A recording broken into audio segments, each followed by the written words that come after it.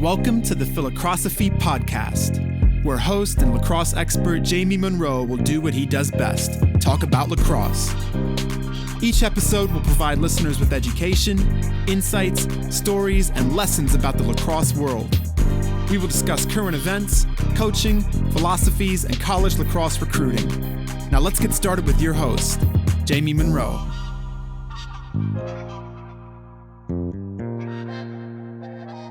How's it going, everybody? Really excited to welcome Anthony Gilardi to the Philocrosophy Podcast, the new head coach of Stony Brook men's lacrosse. Anthony, welcome aboard. So fired up to have you on. Thanks, Coach. Really appreciate it and excited to be here. Yeah, man. It's funny. It seems like yesterday that I remember seeing you play in the top 50 game, for the Long Island Empire tryouts back when the Empires were a thing. And here you are taking on your first head job. Are you drinking out of a fire hose here or what? Yeah, it's been crazy. I mean, it's definitely been exciting. And I think the biggest thing I've tried to do is really enjoy the process. I think I've been doing this for 15 years and I've wanted to be a head coach for so long. I wanted to make sure I enjoyed it and try not, it's overwhelming. If you let it get overwhelming, it really can be. So I think I really wanted to take my time and I've been enjoying it. It's been fun. The hardest part's been moving. I'm not going to lie. Having 3 kids, that's the toughest part. The coaching, recruiting, that's easy. But the family is tough. No doubt. And so you got a place all set to go up in Long Island? Yep, pumped up. Actually, it's like 2 miles away from campus in East Setauket, so I'm pretty excited. Sweet, man. Awesome. Getting back to God's country. Getting back to the island. I never thought it was going to happen. I'm pretty excited, though. Yeah, very cool. Awesome, man.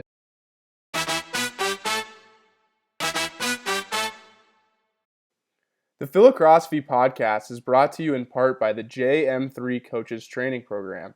If you are a coach interested in sharpening your saw, like so many of the guests on the show, you are going to love the content in this program. Go to www.jm3coaches.com for more information. Well, I know we were just kind of going over it, but I love hearing about people's and coaches, their journeys as players and coaches, and maybe you can just bring us along of your mentors along the way and some of your great experiences that brought you to where you are now. Yeah, I think the biggest thing, obviously, growing up in Long Island, we didn't start playing lacrosse till 5th grade, which now is it's like unheard of. Yeah. But in my town, which produced plenty of college All-Americans in Baldwin, New York, that's when everyone started. So actually, I had to watch it from my elementary school window was the high school practice field. So those guys started practice. We were still in school, and I kind of fell in love with watching it. Ball boy. I think I was the ball boy, 4th, 5th, and 6th grade in the high school team, which was cool. I actually went on some away games too, which was pretty fun. Being a 6th grader on the bus with those guys, so it's a different time. Yeah, it was fun. And then kind of growing up playing, I was actually always into football. I was really football, baseball, and lacrosse. So I was actually playing baseball even when I was on varsity in high school. I was playing like Babe Ruth baseball. Wow. On the weekend on Saturday nights and Sundays. That's pretty awesome. I loved it. And then once people started throwing more curveballs, I realized it was time to move on. Well, I remember you as an incredibly slick two-handed righty, but very two-handed attackman. Of course, I coached against you when I was at Denver and you were at Ohio State. But talk to us a little bit about your experiences at OSU and with Coach Breschi and his staff. Yeah, Ohio State was great. I think when Coach Breschi, Coach Stoff recruited me, it was, their vision was to build a program. And I thought that was really cool. I was like I said, I love football growing up. So college football was a big piece of something I wanted to be a part of. Getting out there with Coach Breschi and just kind of seeing the program and growing with the kids we had and how the recruiting changed and the support changed and obviously our success in 2003, 2004, we won the league. It was awesome. Coach Breschi was great. I mean, he's been a big influence growing up, especially in that time. And Coach Stauffer is probably one of the most, in my opinion, underrated coaches of all time. Yeah. I mean, Jay Stauffer, he was a great goalie at Brown. Great goalie, but he's also just a great leader and mentor in his own way without being a big rah-rah guy. He was someone that, looking back on it, kind of being the complete opposite of myself, being very over-the-top, energetic, and vocal. Yeah. Just whenever Coach Stoff talked, you always listened. And that was one of the things I always remembered, which was pretty cool.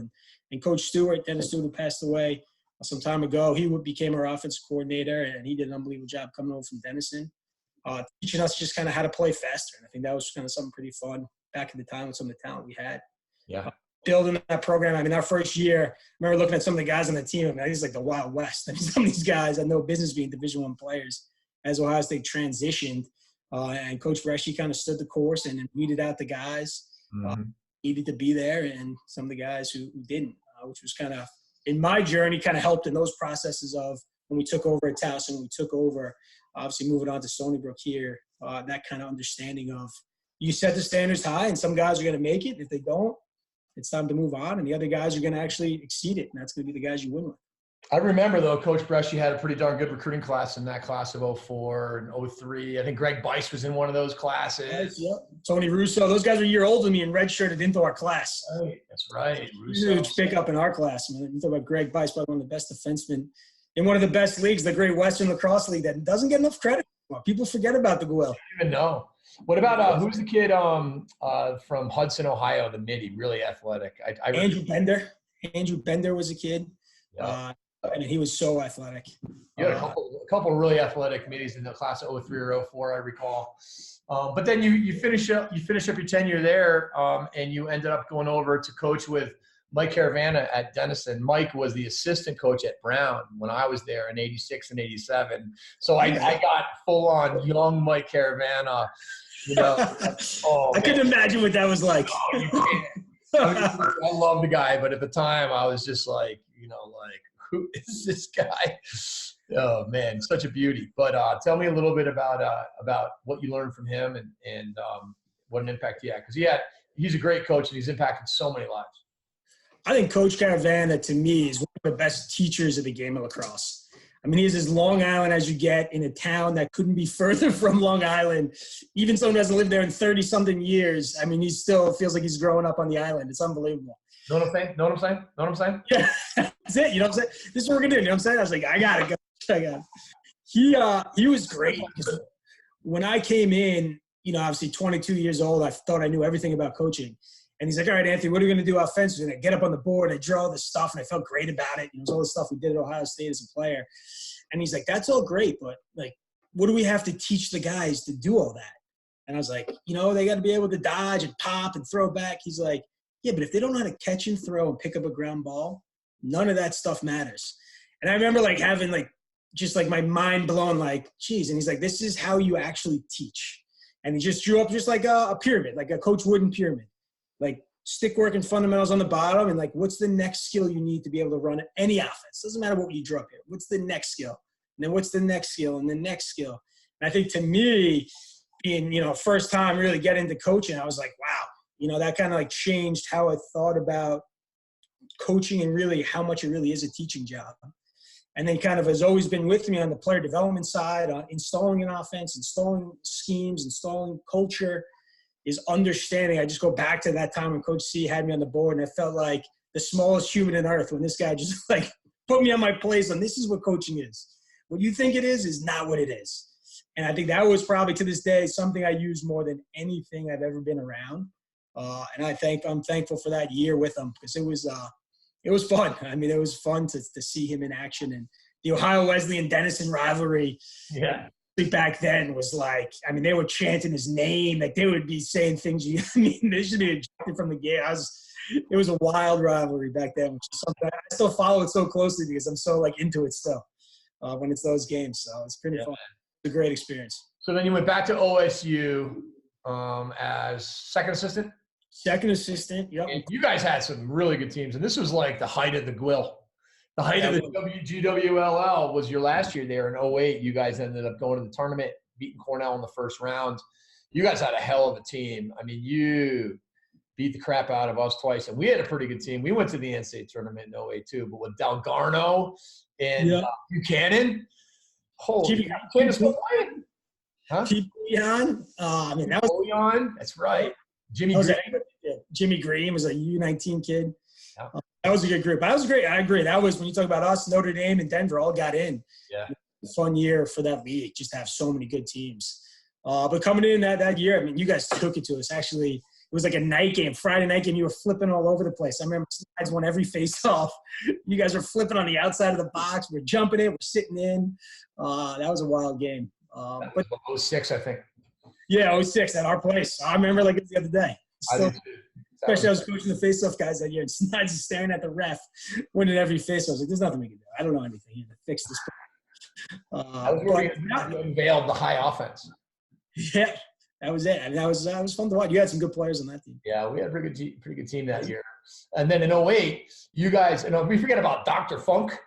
Yeah. What a beast he was. He's killing it right now. Rehab to perform everywhere. He was an unbelievable. Yeah, talk about what the D middies have become now. I mean, he was physical, tough, athletic, fast, skilled, played box, went up to BC. It is amazing that Buchanan is like starting on attack for the Chaos right now when he like literally was playing like 15 years ago. It's crazy, unbelievable. And the kid just kept getting better every year he's played the game of lacrosse. I mean, that's a kid who's always developed and just loved the game. I remember when he first came, him and I would be doing some individual stuff, and he probably shot the ball like 10 miles an hour. Yeah. Coming out of it all, I was like, this kid can't score a single college goal. And we'd be there just feed him balls all day, and he just got better and better and better, and he took it to the next level. So then Breschi made the move to his alma mater, Carolina, and you made the move to Navy and got a chance to coach at a military academy. What kind of experience was that, and what would you kind of take from that? That was a wild experience. I think obviously we beat Cornell in the quarterfinals. Coach Breschi went to Carolina. Coach Myers got the Ohio State job, and I went to Navy. It's kind of a wild year when you had such a great success, and everyone left. Mm-hmm. Going to Naval Academy. My wife's actually from Columbus, Ohio, and it was the first time she ever left. So Annapolis, which is a nice place to take someone the first time. Yeah. No kids. We just got married. And Coach Mead's someone I've known for a long time, and obviously just the respect I have for him and that program, and then the academy was unbelievable. I think just seeing Coach Mead just being an unbelievable leader of men. Talk about Coach C was just like a teaching wizard. Like he just knew how to teach the game. Coach Mead was just an unbelievable leader. Whether it's we were doing things well or we were struggling, how he led the guys, how he took responsibility and accountability. To me, I remember the first time we had a loss and he just went in and just like took all the blame for it. I was just kind of like blown away when it was like, maybe we didn't shoot the ball well offensively, and I was just like, wow, that's really what a leader is. Not that Coach Breschi wasn't, it was just like a different level of how he talked to the guys in the team, and what he had from his experience at the Naval Academy, even when he was an assistant at West Point, kind of made me just realize the great people we have in the armed forces, and the people that are student athletes in those environments is unbelievable. And it was fun coaching those kids when that was like their release was coming to lacrosse. It was pretty cool to see that. We had some good players. Jeff Leone was this D Middy from Massapequa. I mean, he was probably one of the toughest kids to this day I've ever been around. And he was just jacking kids up and cross-checking every day in practice. Like, this is the kind of kids that defend our country. It was pretty cool. It is. It was a great experience there. I learned a lot. Coach Ross was our other assistant, Stan Ross, who was in the Guil there for a while when he was the head coach. Yeah, those guys getting back on the map. He still is an unbelievable coach. I know he's coaching with the U19 team right now. And he taught me a lot just about continuing to develop and learning about defense and offense. And I go in his office all the time and draw up crazy things on the board. And he'd shoot down every idea I have. Well, defense is going to do this. They're going to do this.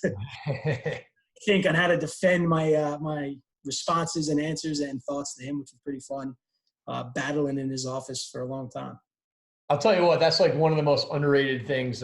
You see all these underrated, overrated things. Underrated is chalkboard battles, with staffs, day after day after day. And like me and Torpy, we used to get into it, man. We would just, next thing you know, we'd be yelling at each other. But then we'd be like, oh, I wasn't even talking about that. That's the classic ending when you realize you're arguing about something, but you're arguing about two different things. Right. I mean, that's what those things were. I think that's where, besides like we talk about this all the time, like the 205 camps that we all used to work as assistants. Yeah. Like your time to kind of like cut your teeth and impress other coaches. That to me, not having that's tough for being a young assistant especially. And then sitting there and just grinding on the whiteboard and drawing stuff up. Nick Myers was great. I mean, me and him would do that all the time. Oh, yeah. Stan was great because he would just put me in my place with all his experience. It was fun to watch that. He's like, well, we're going to do this defensively. I was just like, all right, I'm coming back in here. Give me 5 minutes to go back in my office, draw some stuff up, and come back at it. So I think that's definitely is the development side, which I think some of these assistants and head coaches we still need. And I think the more people you can talk to and the more podcasts and things like this to get the ideas out, the better. Yeah, it's awesome. So being at Navy also, before we move on to Towson there, but it must have been an unbelievable experience just from the perspective of just organization and overall leadership and there's just a lot more. You got to be more organized because there's just a lot more hoops you got to jump through, correct? Yeah, and then you have less time. And I think that's really the biggest thing is the time. Their time, the midshipman's time is so valuable that it was like, how can we really maximize what we can get out of them? Whether we're watching, we're either lifting at lunchtime or watching film at lunchtime, and then we're practicing for, an hour and a half, 2 hours. And I think that was where you had to, as a staff, make sure you had all your ducks in a row and say, hey, this is what we're going to get out of them. Days when it's during exams, and you just see like their brains were fried. Able to kind of adjust. I think that's like we all talk about as coaches. Every player is different. I think as those guys, some guys that were really smart, direct admits into the academies during finals week were a little bit better. Some of those guys that were struggling through prep school to get in, those guys you had to really kind of lay off the gas on during those weeks. So I think that really taught me how everyone's a little different, whether it's academically, whether it's just in the grind of a day. Yep. Someone's just gassed and you got to talk to them and be able to kind of say, all right, this is what we're going to do to maximize you mentally as opposed to just killing you because you're struggling. So then in 2011, you moved to Towson. And by this point in time, you've been coaching for 6 or 7 years, and now you get to move on. Were you the first assistant when you got to Towson? I was. Yeah. That's great. So what was it like? I mean, I did a podcast with Coach Nadelen. I mean, awesome guy, kind of a quiet sort of leader in a really good way. But just, once you get him talking, you can talk forever. But tell me about the experiences of having him as a guy to learn from. I think he was great. I think going through the process, when I took that job, I was looking at some other jobs, and things that he said to me, which I thought was unbelievable. He's like, I'm looking for someone who wants to be a head coach because you're going to see exactly what it's like to be a first-time head coach. I want someone to bang ideas off of and talk through every scenario that comes up to really prepare him and me for this opportunity. I think that was unique as looked at some other assistant jobs at that time, and it was pretty cool for him to be like, hey, I need someone to do this with me and to do this for me. And I think when I was hiring my staff at Stony Brook, that was one of the things I said to the guys I was talking to. I got Coach Brazel to come over from Hofstra, was that same thing. It's like, hey, you want to be a head coach? You're going to see firsthand what it's like, the good, the bad, and the ugly. So when you have this chance, you're prepared. And I think that prepared me for this opportunity, the 8 years I was there, being in the meetings, the discipline, the scholarships, the recruiting philosophies, offensively, defensively, riding and clearing, all those things, being able to do that as an assistant. And as he always says, like, the wins and losses are on my record. So no matter what, you're going to be fine. Was pretty unique and fun. And Coach Nads is an unbelievable coach and leader. And I think that was one of the things that is a little bit more underrated with him is everyone knows how much, man, he still is a fiery, competitive, unbelievable athlete. But how he leads the guys and motivates the guys and really the staff. I think as a coach, especially at that time, I've had a lot of experience. There wasn't a lot of micromanaging. He wasn't like, we didn't meet that much. I think that was some of the things that some of these staffs you hear is like, sometimes people just meet because you have to meet. It's like everyone knows their job. If you hire good assistants, everyone knows what they have to do. Do it. And if we're planning practice or we have to meet about recruiting for once a week or twice a week, what's kind of his philosophy is like, guys got to do their job and, it needs to be done. I think that was a lot of fun just to be able to have some freedom and flexibility to kind of attack, especially the offensive stuff with him looking over and not being like hands-on and saying, hey, let's do this, let's do that. This is what we're doing. Everyone knows the expectations. Let's attack it. And obviously we took over a team that was 3-10 or 3-11 the year before. And I remember that first year was just like a battle, and I don't know if another person could have led Towson the way he did of this is the course. Like, and like there was times I wanted to give in and it was just like, we're just going to keep going. And that first year it was 100% the coaches versus the players. We were never together. It was like, this is the standard. It's so far from where it was been. We're going to do this. And there was 5 a.m. mornings and things like that throughout it. I remember talking to my wife, who was very pregnant at the time, and I was just like, I think we made the wrong decision here.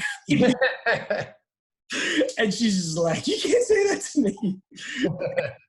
Coach Dad's wife was actually pregnant as well. So like we had all these things were similar. Our first kids were born one day apart in the same hospital.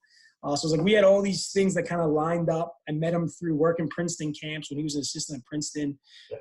In my first ever game for the Long Island Lizards, he covered me with a short stick. That's how good that was. So it's kind of cool to all those kind of connections to come through. But I think we played each other when I was at Navy, and we scored the most goals, I think, on him that year. And that's how I got the job. And it was just an unbelievable 8 years. And I think that was the toughest thing to leave was our relationship, because I got treated with such respect. And he did everything for me to make sure I was taken care of and had everything we needed to be successful. And I think that's the toughest thing when you look at all these jobs is when you have it really good, I don't believe the grass is always greener. And I think I was smart enough to know that I had a really good situation, and it took a really good situation for me to leave. And I think that's when Stony Brook opportunity came up. I remember going right into Coach Nads' office, and I said, this is the job I want. Like, what can we do to get it? And he was like, I'll do whatever it takes. You know, he's like, we'll call the AD, we'll send him an email, we'll see who's involved, and we'll go. Well, I think, one, that's a credit to a good friend and a great boss and mentor. But two, he knew I wasn't coming in every year like, hey, I want to look at this job. I want to look at this job. You know, it just wasn't our way of doing it because it was so much fun. And the kids we coached was great. And I think, again, Stony Brook kids are very similar. State school kids, under-recruited kids with a chip on their shoulder. It's the kind of person I was and still am. And I think that's what kind of drew me to Towson and drew me to Stony Brook was coaching those kids are fun. And kids that have something to prove will always be the kids that I'm attracted to.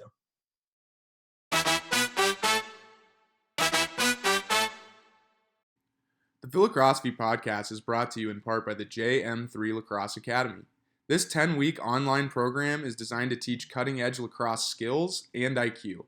Athletes will learn dozens of new techniques, creative drills, X's and O's, and most importantly, how to integrate it all into their game. To learn more or start getting better today, go to www.jm3sports.com/academy. Awesome, man. We'll talk a little bit about Stony Brook. So give us the update of the things you're really pumped about, some of the new things you're doing. Talk about, you talked a little bit about your staff, but give us a little rundown on the state of the union. Yeah, I think number one was making sure I hired a great staff. And I think being an assistant for as long as I was, realized the importance of a great staff and a cohesive staff. So I think I was really, obviously I've been kind of planning to be a head coach. I always had a list of guys I wanted, and I was able to hire JP Brazel from Hofstra. Again, he was kind of the first choice I wanted of a guy who's had so much experience. He's coached offense, he's coached defense, he's coached the goalies, he's coached the faceoff guys. You know, I've known him for a long time, so I wanted somebody in that role who'll tell me when I'm wrong, tell me when I'm crazy, tell me when we need to do things differently. And I think when Coach Nads and I were at Towson, that's what the relationship we had. I can tell him, no, we can't do this. And this is too much. Or, hey, what do you think about this? And it was never like, oh, my God, you can't tell me a different idea. And so I really wanted that in that first assistant associate head coach spot. So I was really fortunate to get him. And then I wanted another kind of up-and-coming coach, and Mike Chanachuk, I was able to take away from Sacred Heart there, and Long Island guy. I was playing great for in the PLL for the Whip Snakes. He leads the league in 2-pointers. So we're going to have a very diverse offense with guys shooting some bombs, I think. He's just a great teacher. I think the more I've learned of Mike as a coach, the more impressed I've been with him. I think knowing he's a great player and knowing his story and recruiting him in the past, to see how good he's been these first month and a half we've been together, a month, they've been on staff, has been a lot of fun.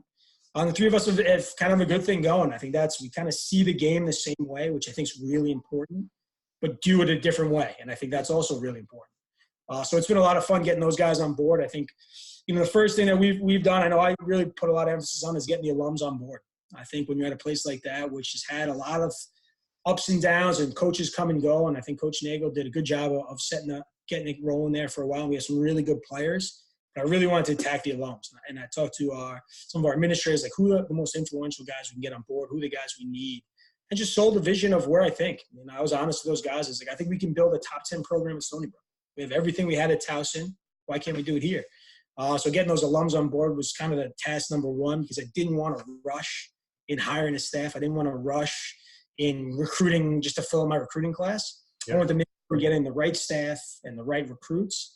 So I think the alums was the first thing I tackled, and I thought that kind of worked out pretty good. Looking back on it, better than I thought. Just kind of reaching out to those guys early in the process, because there was no way I was ready to recruit guys or hire a staff those first 2 weeks when I was trying to figure everything out. And then just talking to the players, I really did a good job. I feel like we'll find out soon of asking a lot of questions. And I think that's just who I am as a person is, what's everyone's experience in the players wise, equipment, locker room, film situation, kind of just all the different areas, strength and conditioning, getting the players' perspective, and then getting the, our strength and conditioning coaches. What do they think of the program? What do they think of the players? What do they think of what the coaches can do better? Our athletic trainers, the administration, our academic advisors. So that part was a big thing, just to kind of get as much information as possible. Because I didn't want to go in and say, this is our plan, we're doing this, it's my way or the highway, and you're out of there. I want to kind of see where we're at. And I think when you're at a place like Towson for so long, I don't really know what was going on or there. I know my ideas for what I wanted to do in those areas. So I tried to spend a lot of time talking and getting those answers. And it was like, all right, we got to attack the equipment. We need to, negotiate a little bit better with Warrior and Brian, figure out how we can get more gear for the guys. The locker room needs to be fixed up. This is where we need for travel budget. How do we do that? Some more outreach for the alums. So that part was kind of cool to kind of see everyone's perspective without saying, all right, at the end of the day, obviously this is the plan. And one of the probably the best piece of advice I got was do it the way you want to do it the first time, and you'll never regret whatever happens. So it was kind of that thought of don't come in here and listen to everyone and then say, all right, I'm going to do this because this guy said to do it this way. Or he's like, what's your plan? Attack it, but use some of the things you've learned to help you guide it a little bit. Yeah.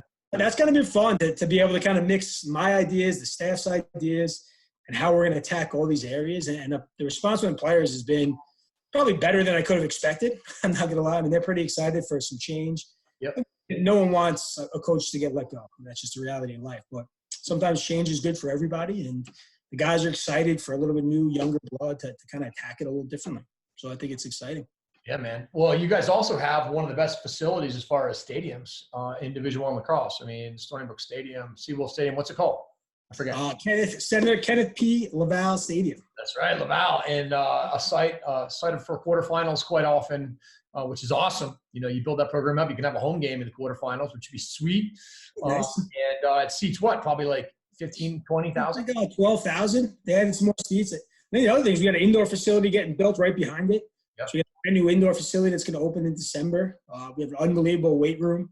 So I think when you look at the facilities, all the infrastructure is there. I think being an outside coach, watching Suffolk County, championship games there in the past, you kind of, it's a really nice stadium. Then we're kind of looking at it, you're like, man, this is pretty cool that we get to have this and be able to recruit to this. So we're very fortunate. I know that. Yeah, it's really sick. And then, and you're in a great conference, on a lot of levels. I mean, it's a conference that has sent teams to the Final Four. It's a conference with a lot of really good up and coming coaches too. I mean, when you kind of look at where the turnover has sort of occurred, and you've got, up at Vermont, down at UMBC, UMass Lowell, of course, Albany's been a mainstay for a while. There's just a bunch of really good programs, but it's not a really big conference. It's kind of like the Colonial in that sense, that it's like, you can make the tournament by winning that championship, but you can be an at-large too, and gives you flexibility on your schedule. So talk a little bit about that. Yeah, I think that was, again, when you look at, when I talked about earlier, it's like I really wanted the right opportunity because I had such a great thing at Towson. So that was a big thing I looked at. You look at some of these jobs that open up in some of these leagues, it's extremely tough mountains to climb in the Ivy League or, some of those leagues as a program that struggled. I mean, I took over a team that was the American East regular season champs. I mean, I'm the only guy I think who took over a new program that was the regular season champs the year before. So I think that was a pretty appealing, obviously the talent's there. But I think when you look at it, it's a great conference. Obviously, Coach Marr and Coach Stevenson are legends of the game of lacrosse. In my opinion, coaching, and Coach Stevenson was a Hall of Famer at Towson as a player as well. Yeah. Binghamton. And then you got Coach Moran, Coach Fifes, everyone in Binghamton and Hartford. I think it's a fun league because anyone can win it. Yeah. Obviously, he's kind of set the standard these last couple of years. But I would agree, it's just like the CAA and being able to say, if you have a really good year, you can get in. And I think if we can beef up our strength of schedule, which to me is one of the things that we did at Towson last year, obviously that was unbelievable. It was a grinder at times, but to play, to be a top 10 program, you got to play top 10 teams. And it gives you a chance to see what it's like to be a top 10 team, as well as then kind of build your schedule so you can get in as an at-large team. So you don't always have to rely on the conference tournament. So I think that's kind of the philosophy that I have and the excitement I have to be able to get into that situation with a great league of coaches and teams and kind of compare it over universities. I think that's the other piece of it. All the schools are very similar. So I think that's pretty cool to have a league like that, just like the CAA for the most part. Right.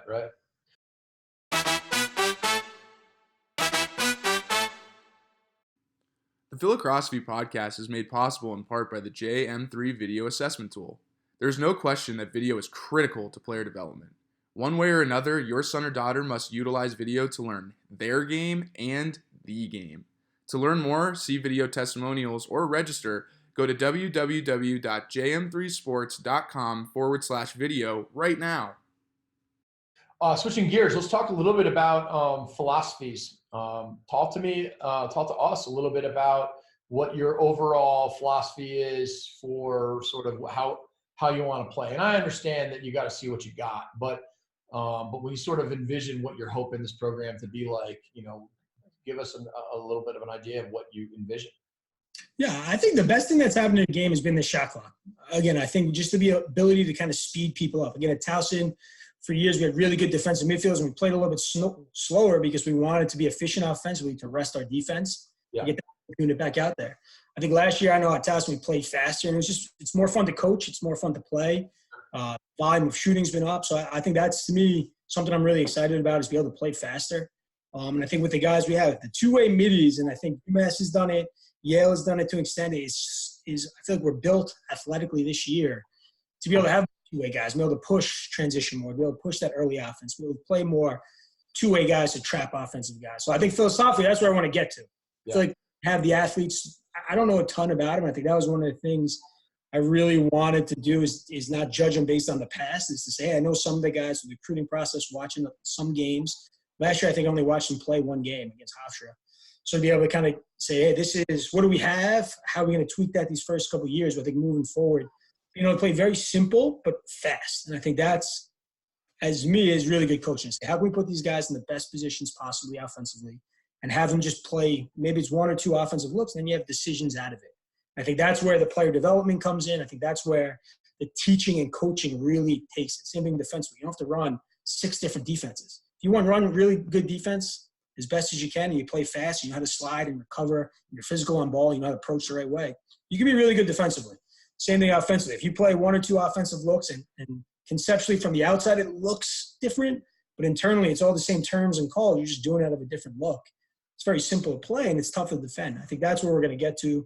I think it really comes down to the player development side. I think it's teaching those guys how to play the game of lacrosse as opposed to doing what we ask them to do. Hey, this is a set play.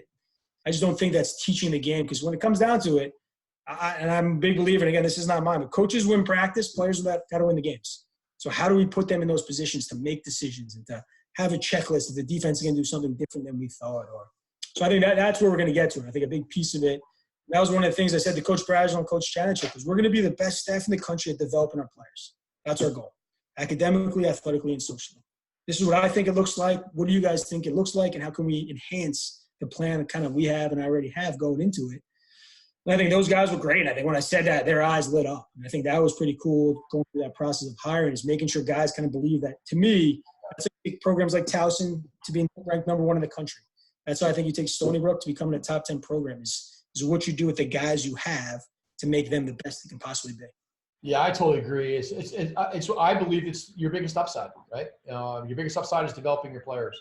And obviously developing the whole person is incredibly important, in the classroom, off the field, on the field. But let's talk a little bit about the lacrosse development piece, if you would. What are some of the things that you think of, let's say offensively, for developing, skills such as dodging, shooting, and feeding? Do you keep it pretty meat and potatoes? Do you've got a cutting edge PLL player that has a lot of stuff in his repertoire. How do you find that balance? I think the biggest thing, the fundamentals will always win games at the end of the day. And I think, to me, is just like Coach C taught me that first day, is like, what's the building blocks? I think stick work. And just breaking down, all right, stick work offensively is what? If you're a midfield, it's being able to pull pass, be able to circle throw back, be able to skip it through, and be able to step away and kick it through X. Right? So we got to figure out drills that can really work on those things. Attacking, what is it going to be? It's, step away, feed the crease, hit the adjacent, throw the skips. Right? Getting the 7-7, big circle, throw through X. So it's kind of saying, if that's the stick work fundamentals, what are drills that we can do to hit that? Skeleton, mock defense, live defense, uneven drills. So I'm a big believer in that of breaking it down to that. Same thing shooting-wise. I think fundamental overhand shooting. Do I think every player has to shoot overhand in every situation? No. But I think we have to learn the fundamentals of it. So if you're in that moment, if some guys are just better overhand shooters or more accurate, or some of those things you can take if you are a low to high shooter, and Ryan Browns of the world, you still shoot the ball overhand at times as well. I think sometimes everyone only sees the low to high shots, but those overhands ones going just the same. So I think that's my philosophy. And I think having Coach Chanachik on is understand, like, hey, this is the things we got to attack. What are some of the drills we can do? And I think the read and react stuff, like I've said in the past, I'm a big football guy. So I think those are the things that really help develop IQ. If you're an attacker and you're pushing the ball, you get a kick through X and you're pushing right-handed to goal line, are you feeding the crease or are you going to drive up to 7-7 for a shot? So you have a mock defender in there and you're making that guy make a decision when at the end of the day, he doesn't have a defender on him yet. He's just worrying on, who am I looking at? My eyes are up. Am I feeding the crease? Or if he's covered, does that mean no one's sliding? I can try and get the 7-7. Then you add midfielders. Hey, I'm driving upfield. Do I feed it to the midi on the wing, or do I get the 7-on-7? Do I throw a skip pass, or do I feed the crease? So you're always kind of finding ways to incorporate mock defenders, skeleton first, then mock defenders, then some like 4-on-3 drills where you have the advantage offensively, then 4-on-4, then 6-on-6 to kind of build it up. So I think it's that same concept that Coach C taught me. We're just applying it in so many different ways and then putting all the pieces together. So I think having like those individual pieces first, when you're really hammering stick work, fundamental shooting, position dodging, position shooting, kind of the different moves that you have. And I'm a big believer, and I know like you are, Coach, like if we're in this situation, what are 3 or 4 things we can do? And then teaching those guys how to be really good in those 3 and 4 things, and then teaching them when to do each of those 3 or 4 things. So the more you teach them that, and then say, all right, now you have to make the decisions with, depending on how the defense is doing. And we'll have a mock defender, and we'll say, hey, you're going to mix it up. Sometimes you're going to slide. Sometimes you're not going to slide on. Sometimes the guy on ball is going to trail check so you can S-dodge and dunk it. Sometimes he's going to overplay, so you have to circle, attack the middle of the field, and a rollback. So I think that's the big player development side. I think that's where kind of lessons that Coach C taught me is really taken really a foot in my player development side as a teacher of the game is figuring out offensively what are really important to me as a coach, what are really important to the players that we need them to know, and then how can they execute those in the moment.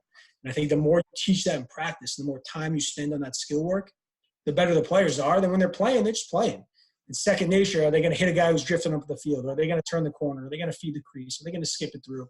Because they've done those drills in so many different ways from day one of practice to the end of the year.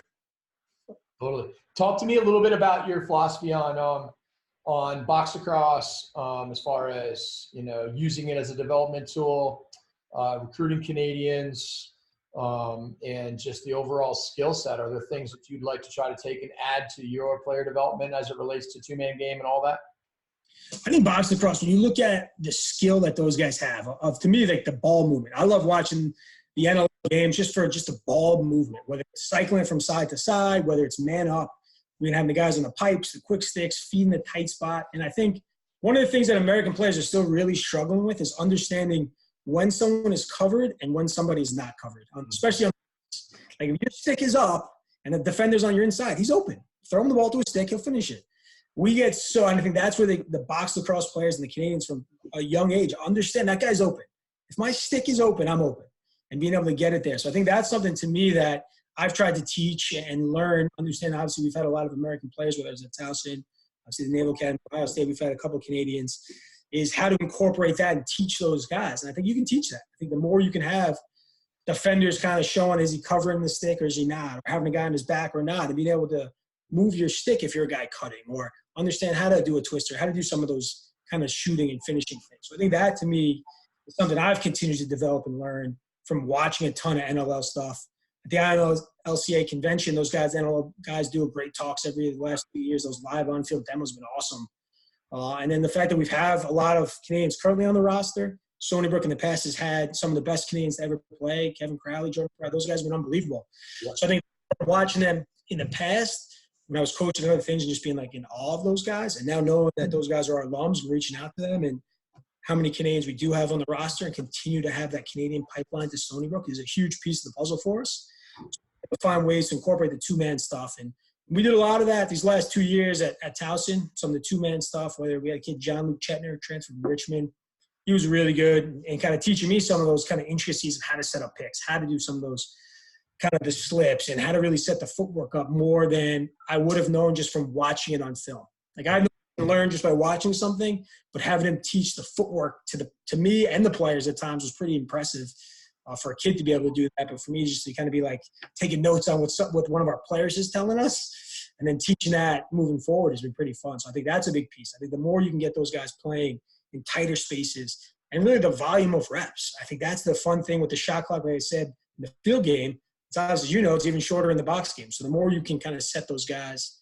And I think too many teams, in my opinion, love the, hey, we're going to play box because it sounds great. And Coach Myers at Ohio State did a great talk like 2 or 3 years ago at the coaches convention of like actually showing that we teach the guys how to play box lacrosse. We're not out there and playing 4-on-4 and you watch, and it's like a field game. Guys are taking alley shots. never happens in a box game. So I think that's where that fine line is of teaching that piece of it. So you can get some of the defensively, it's just as good as for being hands-on, being physical, moving your feet, having the poles play with short sticks. So I think that piece is a big piece of our philosophy moving forward at Stony Brook, is to incorporate that in tighter boxes and playing some of that stuff, and having a bunch of Canadian guys on the team. We got one of them going to the Minto Cup right now. Is pretty fun to get that rolling. No doubt. It's amazing because the Canadians in box lacrosse, they do some wild things, but they're also they're incredibly fundamental with the way they move the ball, with the way they catch and throw. With they can throw it at all angles, but so much of what they do is overhand. It's the highest percentage shot, as far as hitting the shot. But then you look at you listen to these guys and the way they talk about the game. Now I'm gonna revert back to maybe a month ago when you did an awesome presentation on developing offensive IQ in your players. And for everybody listening, you should go watch that if you want to see exactly what Coach Gilardi was talking about with his build-ups.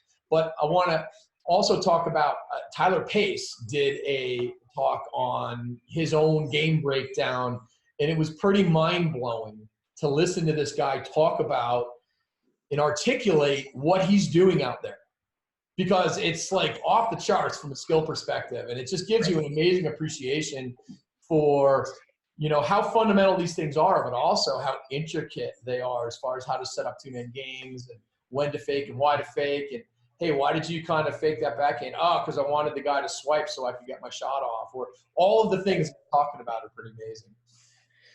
It comes down to the fundamentals too. To your point, I think that's the thing when you have like the fundamentals, and to me the footwork piece is what. So in those box things, they're just so great at, of how to kind of set their feet up and how to set the pick up and why they're doing a certain angle on a pick, or when they're going to set up a slip, what are they going to do? To have that, like Brownie talks about, that top hand fake to then feed it. Like doing all those things, I think to me as a coach is something I'm just continuing to learn, or kind of earn to continue to learn how to get better at teaching it and incorporating our drills.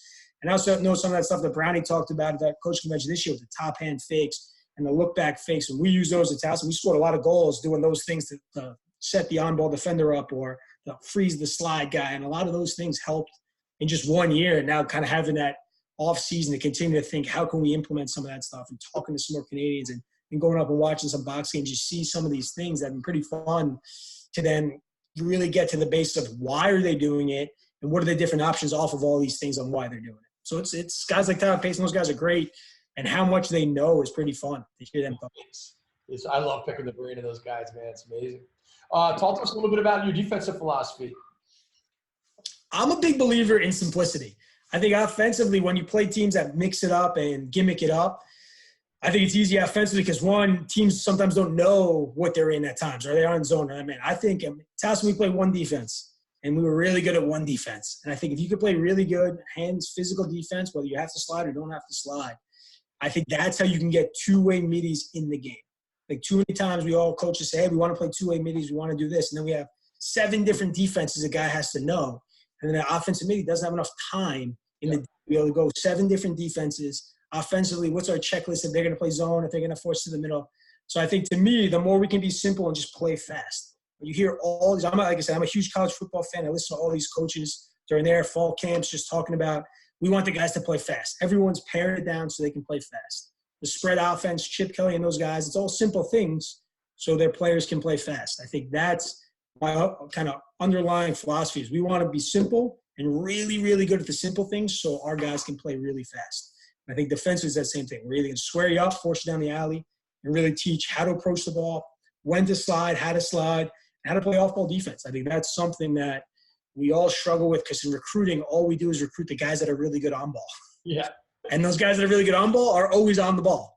So I think that's the big things to be able to teach, and that's where some of those drills that we do, 1s versus 1s, 4-on-3 on 4 drills, things like that where the offense has an advantage. The guys have to work a little bit more in a 6-on-6 type setting with one less guy. So they have to learn how to help out, how to recover back out, how to get out and break down. All the things basketball coaches are great at teaching, the closeouts, the box outs, those kind of things is what I think defensively you got to be really good at. But I think, again, the more you can be really good fundamentally and be able to play fast, the better you're going to be. That is awesome, man.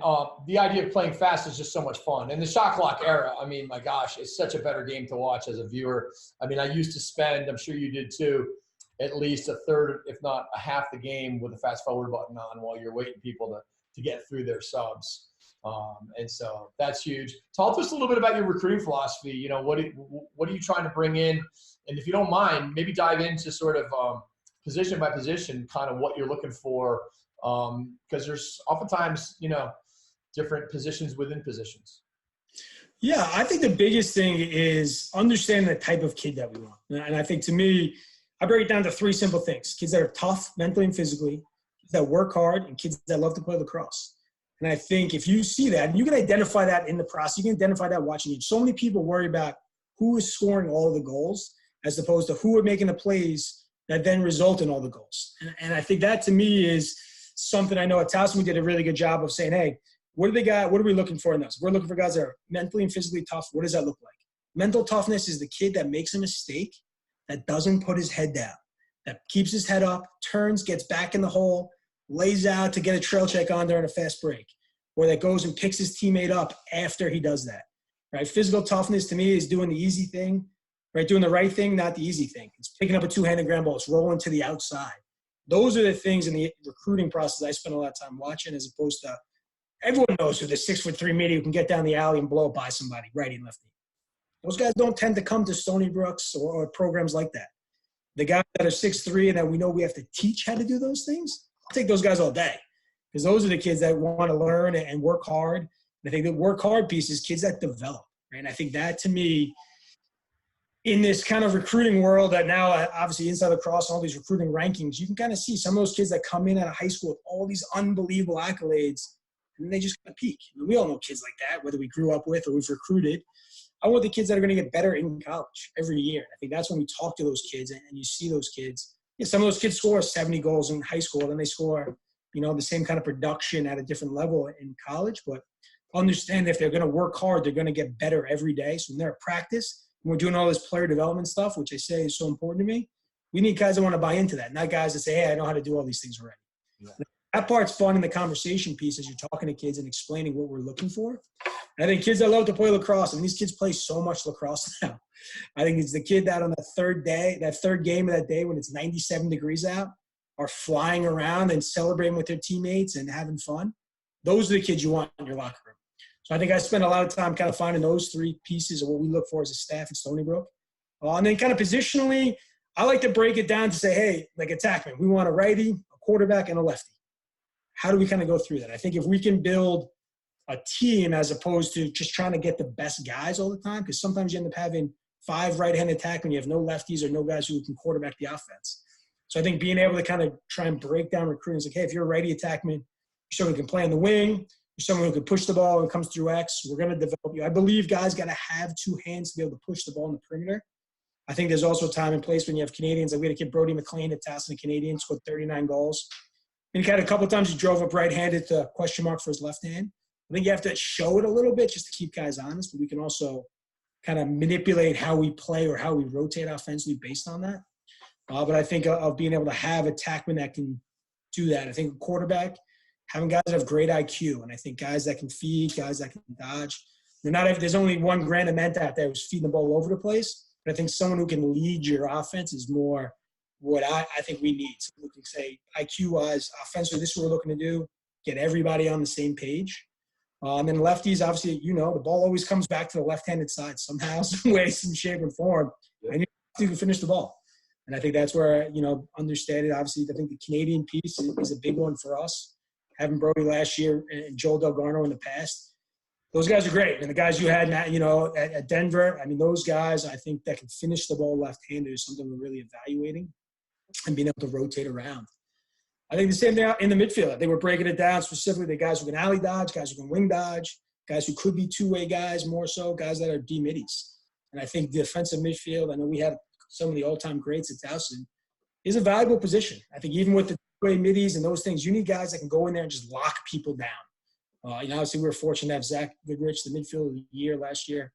I mean, he would be on everyone's best player, you know, and I think having a guy like that is such a valuable commodity defensively. Having guys that are 6'3", in the recruiting process and long and maybe can't shoot. I mean, Zach has probably more goals in the MLL than he had at Towson last year. He says it's all coaching. Every time I talk to him, he's like, it's just all coaching. They don't coach him to shoot, and he scores. I coach him too much to shoot.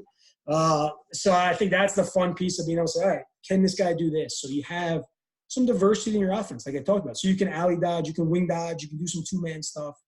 I think too many times you bring in so many of the guys that are 6'3" and can run. You don't need 6 midfielders like that. I don't think successful offenses have that. I think that's where I think if we can identify, hey, we need guys in these categories, who are the top guys in all those categories, and then trying to get the best available is big. Same thing, I think the long stick midfield position is guys that can pick up the ground ball from Brown. Coach Tiffany had those guys in the Final Four. I mean, I think with the game being so fast, defensemen who can pick up ground balls and get it to the offensive end are huge. I think those are the guys we're really kind of evaluating more than probably I ever have at Towson, because those guys are so big and so key. Picking up the ball and getting into your offensive end with more time in the shot clock or being threats offensively has been a big piece of it. And how about goaltenders? Goalies to me are, I don't have a certain style where I'm like, hey, it has to be this. I like bigger goalies personally because I think there's so many shots now and there's a lot more bad shots, I feel like, than ever before. Yeah. Kid Tyler Canto, when you talk about a player development story, he came to Towson from UMass Lowell, and we never thought there'd be a day that he would play for us. His hands were slow. He's kind of big. He committed to losing weight, getting his hands faster, doing some boxing stuff. He was one of the best teammates I've ever been around before he even played. He was a big kid, 6'4", 6'5", just long. And the amount of times he just got hit with shots. Yeah. Something that I love. Tyler White, we had a couple of years before that. I mean, those guys are great, but we also had Towson kids like Andrew Scavage who were just smaller but lightning quick hands. I think with the shot clock age, I think the bigger goalies fit, but I think guys that can lead. And I'm not a big believer, personally, Coach Brazel has some different feelings on this stuff. Defensive, that goalies have to lead the defense. I think there's so many things, and the guys are getting so many shots now. I think if they can understand what's going on and communicate, and if you have a defender out there who could be your third defenseman, who is your defensive leader, if you have a guy who can stop the ball a little bit better, but great outlets. And every drill ends with an outlet. And that's something Coach Alvarisi does at Army. I remember talking to him a long time ago about that when we did like a staff talk. And that to me is something I've really spent a lot of time on. If goalie on a one-on-one, goalie makes a save, we have an injured guy, we have another line up there that's catching outlet passes to be able to get that early offense. I think that's something I've really tried to evaluate more in the recruiting process of goalies of like, what is their stick work like? Are they looking to get the ball up and out? I think some guys are great at it. Yeah. A skill that you can learn without a doubt, but it's a process. Yeah. I think you can find some of those kids that can make the saves and are really good at getting the ball up and out and making plays is huge. Awesome, man. So give us an idea of what you got some prospect days set up yet? You got dates on that? October 14th is our first one, some Columbus Day. So we're going on Monday, Columbus Day. We actually scrimmaged the day before up in Providence. We scrimmaged Providence and Yale on Sunday. And then we're going to Monday, Columbus Day. Long Island kids are off, which is a big one for us. So we're kind of excited about that. But even more so, we're excited to start practice. I think that's the toughest part of the summer, as you know, Coach, is like you just want to stop recruiting, just get your hands on the guys you have on the team. Totally. That to me is the most exciting thing. We have our opening barbecue August 23rd, and the first team meeting the 26th. So that's way more important to me than the prospect day coming up, is finally getting the guys on the team, getting the staff around the guys and their families on that barbecue, and kind of really getting this thing kicked off the right way. So school starts the 23rd, 24th? 26th, guys move in on the a couple of days early. You said you have somebody playing in the Minto Cup? Yeah, we do. Mike McCannell, he's playing Orangeville. Oh, nice. Yeah. So I'll be up there. I'm watching my boy play. He plays for the Adnax, so it's going to be a big it's going to be a battle. Let's see. Oh, it's going to be a battle. I mean, I just hope both those teams make it to the final series and we get a good fight. That'd be an unbelievable final, that's for sure. For sure. Well, hey, Coach, thank you so much for taking the time and coming on. I'm so excited to see what you do up at Stony Brook. Your energy and passion and the way you thought this stuff through. And you got 15 years of working your butt off as an assistant. So best of luck as you make the move as your first head coaching job. Thanks, Coach. I appreciate it. This is a lot of fun. I enjoy listening to these things, man. That's for sure. Keep them. Thanks, buddy. Talk to you. All right. Thanks, Coach. Bye.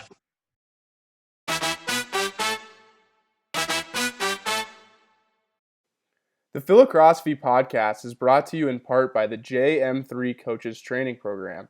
If you are a coach interested in sharpening your saw, like so many of the guests on the show, you are going to love the content in this program. Go to www.jm3coaches.com for more information.